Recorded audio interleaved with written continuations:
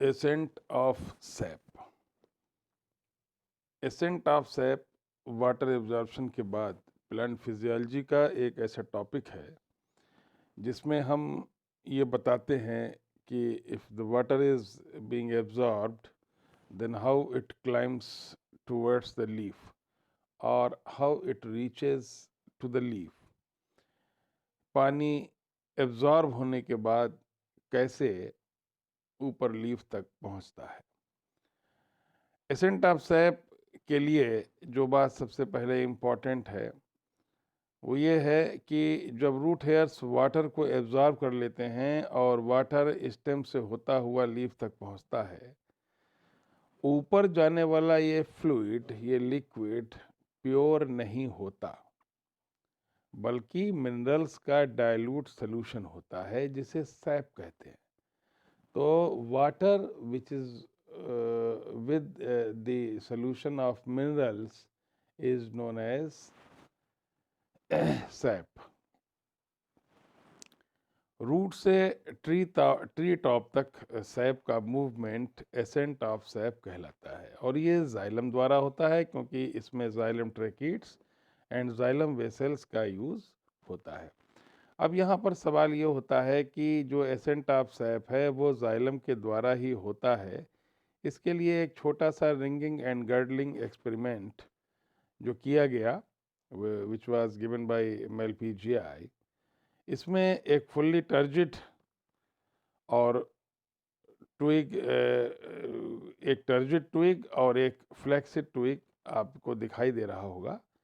और इस ट्विग को जो वाटर में रखा गया, तो वाटर में रखते समय यहाँ पर ध्यान ये दिया गया कि एक ट्विग से जाइलम को रिमूव किया गया और दूसरे ट्विग से फ्लोएम को रिमूव किया गया। आप यहाँ पे देख पा रहे होंगे, फ्लोएम रिमूव्ड, जाइलम इंटैक्ट, यानी जाइलम है, फ्लोएम नहीं है। दूसरे ट्विग में आप देखेंगे जाइलम रिमूव्ड, फ्लोएम इंटैक्ट। तो जिसमें जाइलम फ्लोएम रिमूव्ड है उसमें आप देखेंगे कि लीफ जो है वो टर्जिड है और लीफ के अंदर पानी पहुंच रहा है। और दूसरा जो ट्विग है जिसमें जाइलम को रिमूव किया गया है उसमें आप देखेंगे कि जो लीफ है वो थोड़ी सी मुरझाई हुई है, यानी कि फ्लोएम इंटैक्ट है लेकिन जाइलम रिमूव्ड है। तो इस गर्डलिंग और रिंगिंग एक्सपेरिमेंट से ये पता लगता है कि water moves upward to through xylem. यहाँ पर एक बात और भी आपको बताना आवश्यक है कि रिंग ऑफ बार्क, यानी बार्क की एक रिंग का removal, it is the most harmful for any plant. किसी भी प्लांट के लिए ये बहुत इम्पॉर्टेंट होता है कि अगर उसकी रिंग ऑफ बार्क को रिमूव कर दिया जाए, ऐसा करने पर प्लांट को सबसे ज़्यादा नुकसान पहुंचता है। तो इस एक्सपेरिमेंट में एक ट्विग में रिंग ऑफ बार्क अलग करते हैं और इसमें केवल जाइलम बचता है, इसमें वाटर मूवमेंट होता है और ट्विग टर्जिड रहता है। जबकि दूसरे ट्विग में जाइलम को रिमूव कर लेते हैं जिससे वाटर मूवमेंट रुक जाता है और ट्विग फ्लैक्सिड हो जाता है।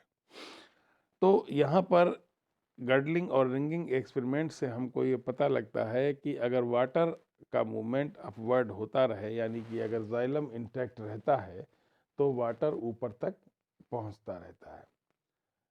तो ये जो एक बात एसेंट ऑफ सैप के लिए आवश्यक है वो ये है कि जाइलम का इंटैक्ट रहना बहुत आवश्यक होता है, because water is moved upward through the xylem. अब यहाँ पर हम लोग बात करते हैं कुछ theories of accent of SAP, जिसमें नंबर 1 आया वाइटल फोर्स थ्योरी। वाइटल का मतलब होता है जिसमें लिविंग सेल्स इन्वॉल्व हो। तो इस थ्योरी में लिविंग सेल्स द्वारा एसेंट ऑफ सैप को एक्सप्लेन किया गया है। पहली थ्योरी इसमें आती है रिले पंप थ्योरी, यानी कि एसेंट ऑफ सैप के लिए जो सबसे पहली थ्योरी आई वो आई relay pump theory, which was given by Godlewski. Godlewski ने बताया कि जाइलम की लिविंग सेल्स में ऑस्मोटिक प्रेशर में रिदमिक चेंजेस होते हैं जिससे वाटर ऊपर की ओर जाता है, लेकिन इस थ्योरी को एक्सेप्ट नहीं किया गया बिकॉज लिविंग सेल्स ना होने पर भी वाटर ऊपर जाता है। और जैसा कि अब हम लोगों को मालूम है कि जाइलम नॉन लिविंग है, तो वाटर का जो मूवमेंट है ऊपर वो नॉन लिविंग जाइलम के द्वारा होता है। तो गॉडलेवस्की की रिले पंप थ्योरी को बाद में एक्सेप्ट नहीं किया गया। यहाँ पर दूसरी थ्योरी आई जो वाइटल फोर्स थ्योरी है, वो है pulsation theory. This was given by sir J C Bose. इसके अनुसार कॉर्टिकल सेल्स की इनर मोस्ट लेयर की लिविंग सेल्स में पल्सेशन के कारण एसेंट ऑफ सैप होता है, लेकिन इस थ्योरी को भी नहीं माना गया क्योंकि जितने ऊंचे प्लांट्स होते हैं उनमें पल्सेशन थ्योरी के द्वारा वाटर का पहुंचना लगभग नामुमकिन है। तो वाइटल फोर्स थ्योरी बेसिकली इसमें हम लोग दो थ्योरीज पढ़ते हैं। नंबर 1 पढ़ते हैं हम लोग रिले पंप थ्योरी और दूसरी पढ़ते हैं पल्सेशन थ्योरी। और दोनों थ्योरीज में ये बात बताई गई है कि वाटर का मूवमेंट लिविंग सेल्स के द्वारा होता है।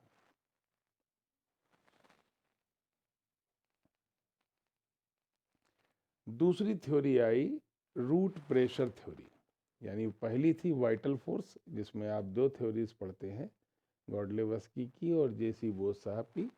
दूसरी थ्योरी आती है root pressure theory. Root pressure theory को जब हम पढ़ते हैं तब हम पढ़ते हैं यदि किसी स्टेम को बेस पर से कट किया जाए तो सैप बाहर आ जाता है। इसे ब्लीडिंग और एक्सुडेशन कहते हैं। यानी अगर किसी स्टेम को बिल्कुल नीचे से काटा जाए तो आपको मालूम है कि रूट से सैप ऊपर आ रहा है, और आपने अगर उस पर कुल्हाड़ी चला दी, उसे काट दिया, तो वो सैप बाहर आ जाएगा। And SAP is not the pure water, it is actually the water with impurities known as minerals, that's why it looks white। तो कभी कभी ये पानी जो हाइड्रोस्टेटिक प्रेशर के द्वारा आता है, जिसको प्रिस्टलिन ने हाइड्रोस्टेटिक प्रेशर कहा और हेल्स ने इसे रूट प्रेशर कहा, तो ये रूट प्रेशर को मैनोमीटर द्वारा मेज़र किया जाता है। ये एक एक्टिव प्रोसेस है और इसमें एनर्जी का यूज़ होता है। तो रूट प्रेशर थ्योरी में इन्होंने ये बताया कि अगर रूट के अंदर पानी बहुत ज़्यादा है, यानी रूट के पास प्रेशर पर्याप्त है वाटर को ऊपर भेजने के लिए, और वाटर का पैसेज अगर ब्लॉक किया गया या कट किया गया तो फिर वो वाटर बाहर निकल जाता है। एंड इस थ्योरी के अनुसार रूट में अधिक प्रेशर वाटर के कारण एक प्रेशर डेवलप होता है, इसे रूट प्रेशर कहते हैं, जिसके कारण वाटर का एसेंट ऑफ वाटर होता है, वाटर ऊपर चढ़ता है। तो ये जो रूट प्रेशर है इसके कारण पानी ऊपर चलता है। इस थ्योरी में एक ऑब्जेक्शन जो है वो ये है कि रूट प्रेशर द्वारा मात्र 2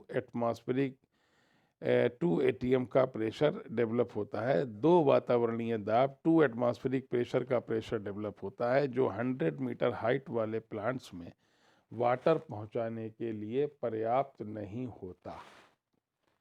यानी कि जैसे पहली थ्योरी आपने पढ़ी वाइटल फोर्स थ्योरी, उसमें तो उन्होंने ये कहा कि इसमें लिविंग सेल्स इन्वॉल्व होती है, तो लिविंग सेल्स इन्वॉल्व नहीं होती है, इसलिए उन दोनों थ्योरीज को माना नहीं गया।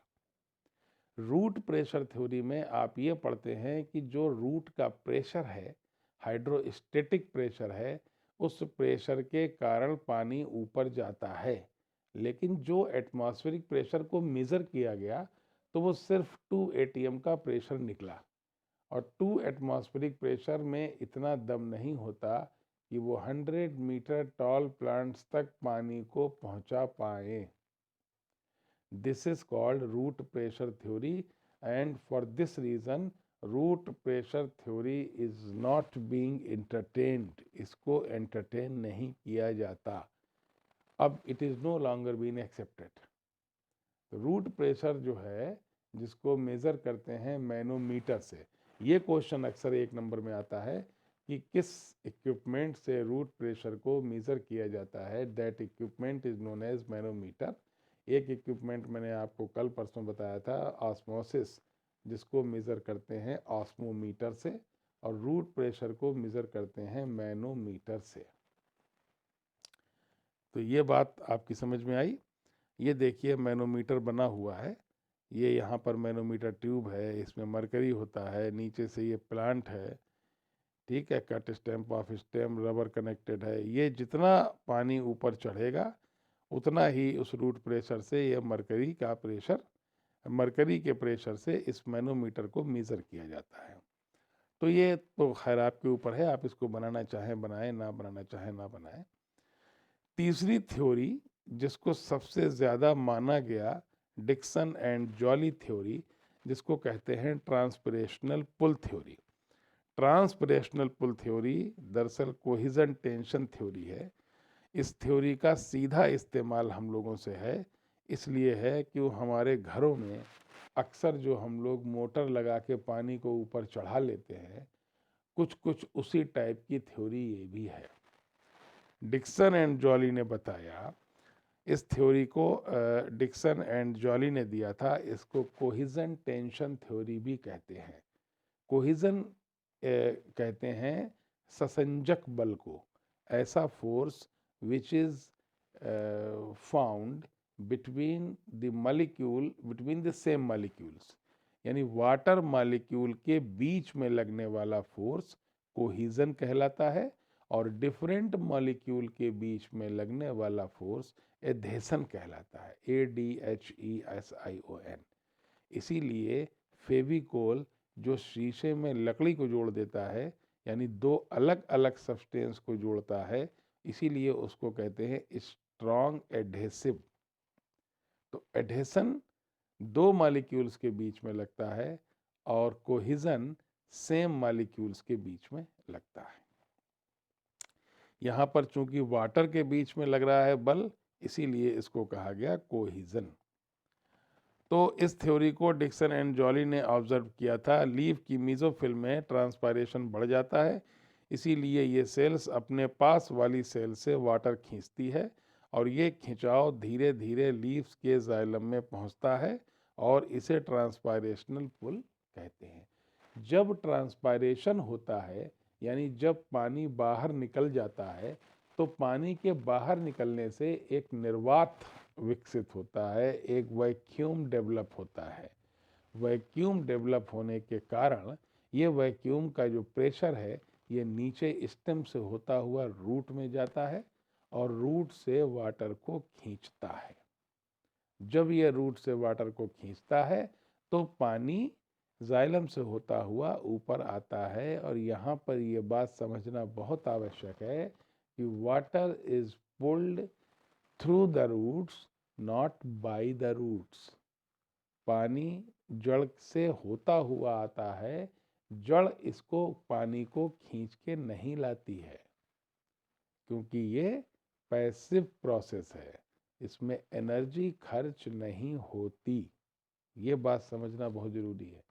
तो डिक्सन एंड जॉली ने जो ट्रांसपायरेशनल पुल थ्योरी दी, इसी को सबसे ज्यादा माना जाता है। ये पुल स्टेम से होते हुए रूट में पहुंचता है और वाटर ऊपर आने लगता है। और वाटर का ये जो कॉलम है, जो पानी नीचे से ऊपर तक आ रहा है, वाटर का ये कॉलम कभी ब्रेक नहीं होता। क्यों नहीं ब्रेक होता? क्योंकि वाटर के मॉलिक्यूल्स के बीच में लगा होता है एक बल, जिसको हम कहते हैं कोहिजन टेंशन। ये जो कोहिजन फोर्स है, ये लगता है वाटर मॉलिक्यूल्स के बीच में, इसलिए जो पानी नीचे से ऊपर आ रहा होता है, वो वाटर कॉलम बन जाता है। लगातार पानी ऊपर आता रहता है, लेकिन पानी का ये कॉलम कभी ब्रेक नहीं होता, क्योंकि पानी के मॉलिक्यूल्स के, वाटर के मॉलिक्यूल्स के बीच में एक फोर्स लगता है, जिसको हम कहते हैं कोहिजन फोर्स। तो इस प्रकार ये वाटर का कॉलम भी कभी ब्रेक नहीं होता।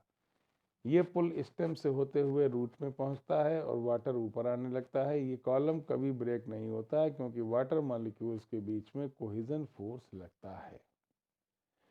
ट्रांसपायरेशनल पुल द्वारा 300 एटीएम का प्रेशर डेवलप होता है, 300 वातावरणीय दाब। अभी आपने रूट प्रेशर में पढ़ा था केवल 2 एटीएम का प्रेशर, 2 एटमॉस्फेरिक प्रेशर वातावरणीय दाब डेवलप होता है, लेकिन इससे 300 एटमॉस्फेरिक प्रेशर का दबाव महसूस होता है। और एक atmospheric pressure it is sufficient to raise the water up to 9 metre और 32 फीट। यानी एक एटमॉस्फेरिक प्रेशर से पानी को 9 मीटर या 32 फीट तक ऊपर ले जाया जा सकता है। तो 300 एटमॉस्फेरिक प्रेशर से पानी को काफी ऊपर तक ले जाया जा सकता है। और इतना पानी, इतना प्रेशर कितने भी ऊंचे प्लांट को, कितने भी लंबे प्लांट के ऊपर इसको पहुंचाया जा सकता है। यानी ये प्रतीत होता है, it seems that this transpirational pull theory is correct explanation of the ascent of sap. और ये प्रेशर इतना होता है कि प्लांट कितना भी टॉल हो, कितना भी लंबा हो, वहाँ तक पानी को पहुँचाया जा सकता है। यहाँ पर एक बात ये भी याद रखनी है कि it is a passive process. ये एक पैसिव प्रोसेस है, ये एक्टिव प्रोसेस नहीं है।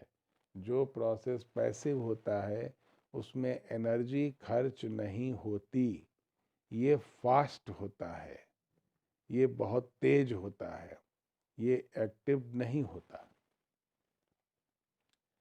तो ट्रांसपायरेशनल पुल थ्योरी को आज भी बहुत ही सही माना जाता है। तो यहाँ पर ये देखिए आप, ट्रांसपायरेशनल पुल को यहाँ पर दिखाया गया है। ये कैसे ट्रांसपायरेशन पुल, ये जो ट्विग ऊपर प्लांट लगा है, इसकी लीव से ट्रांसपायरेशन होगा, एक सक्शन प्रेशर बनेगा, एक वैक्यूम बनेगा, ये वैक्यूम नीचे जाएगा और पानी को खींचेगा। जितना पानी खींचेगा उतना मरकरी ऊपर चढ़ेगा। ये ट्रांसपायरेशनल पुल को इस थ्योरी के माध्यम से दिखाया गया है। तो ट्रांसपायरेशन पुल जो है वो एसेंट ऑफ सैप को बताने के लिए बहुत आवश्यक है कि कैसे एसेंट ऑफ सैप होता है, कैसे पानी नीचे से ऊपर चढ़ता है। तो सबसे पहले हमको समझना चाहिए कि सैप क्या होता है। SAP is the water mixed with minerals. तो ये इम्प्योर वाटर होता है, ये ऊपर चढ़ता है और ऊपर चढ़ते चढ़ते ये पानी को ऊपर चढ़ाने में सहायक साबित होता है। इसके लिए गर्डलिंग रिंगिंग एक्सपेरिमेंट किया गया जो ये बताता है कि water moves upside through the xylem. इसी के साथ में दूसरी जो चीज़ इम्पॉर्टेंट है वो ये है कि जो थ्योरीज एसेंट ऑफ सैप के लिए बताई गई हैं उनमें पहली थ्योरी आती है वाइटल फोर्स। वाइटल फोर्स में दो ऑप्शंस होते हैं, दो थ्योरीज हैं। नंबर 1 गॉडलेवस्की की रिले पंप थ्योरी और नंबर 2 जेसी बोस की पल्सेशन थ्योरी। दोनों थ्योरीज को एक्सेप्ट ज़्यादा नहीं किया गया क्योंकि दोनों थ्योरी लिविंग सेल्स की बात करते हैं। उसके बाद तीसरी थ्योरी आती है, दूसरी theory root pressure theory. Root pressure theory में हाइड्रोस्टेटिक प्रेशर की बात की गई। हाइड्रोस्टेटिक प्रेशर जो होता है वो वाटर को ऊपर भेजता है, लेकिन ये हाइड्रोस्टेटिक प्रेशर इतना नहीं होता कि बहुत ऊंचे प्लांट्स में, बहुत लंबे प्लांट्स में इस पानी को ऊपर तक भेजा जा सके। इसलिए रूट प्रेशर थ्योरी को भी ज़्यादा नहीं माना गया। तीसरी थ्योरी आती है ट्रांसपायरेशनल पुल थ्योरी। ये ट्रांसपायरेशनल पुल थ्योरी ये बताती है कि जब ट्रांसपायरेशन होता है तो ट्रांसपायरेशन के कारण एक वैक्यूम डेवलप होता है। ये वैक्यूम लीफ से होता हुआ स्टेम तक आता है, रूट तक आता है और रूट से पानी को खींचता है और इसी खिंचाव से ये पानी ऊपर तक जाता है। वाटर का ये कॉलम कोहिजन फोर्स के कारण ब्रेक नहीं होता। ये एक पैसिव प्रोसेस है। इसको डिक्सन एंड जॉली ने समझाया था और ये थ्योरी आज भी इसको बहुत ज़्यादा थ्योरी को माना जाता है। तो मुझे उम्मीद है बात आपकी समझ में आई होगी। कल मिलते हैं अगले चैप्टर के साथ, तब तक के लिए बाय बाय।